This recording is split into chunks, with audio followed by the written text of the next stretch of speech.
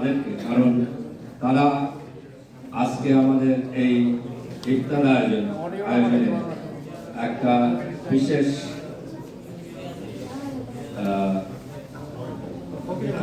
একটা আলো ছড়িয়েছে। আপনারা আমাদের এই অনুষ্ঠানকে অনেক আলোকিত করেছেন।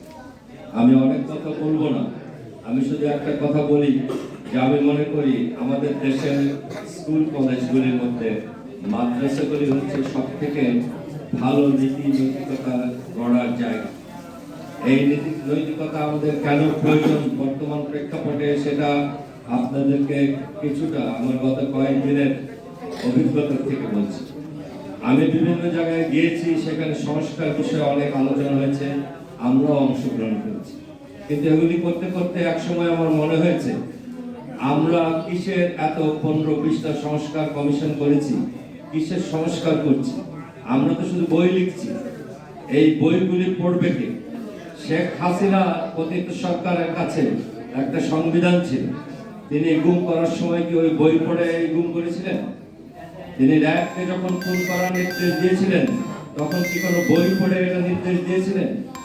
কাজে এই বইগুলিতে এটা করা যাবে ওটা করা যাবে না, এগুলি লিখে খুব একটা লাভ হবে না। আমার এই কারণে মনে হয় যে গত 53 বছরে আমরা সমস্ত বাঙালি যারা আমার বয়সী বা আমার থেকে কিছু কম বয়সী আছে, এই বাচ্চাগুলো ছাড়া সবাই একটা জাতীয় চরিত্র আমরা অর্জন করেছি, যেটা আমাদের নিজেদের কাছেই পছন্দ হচ্ছে না, যেটা দিয়ে আমরা আমাদের এই চরিত্র দিয়ে দেশ চালাতে পারছি না।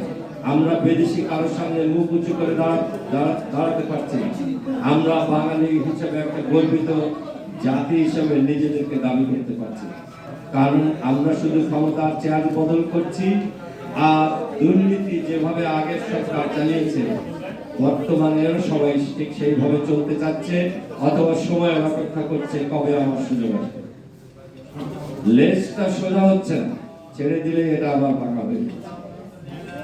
আর এই এতগুলি 15টা ডিকশনারি লিখছি আমরা সংস্কারের উপর, আমরা সাথে সাথে মনে মনে প্রতিজ্ঞাও করছি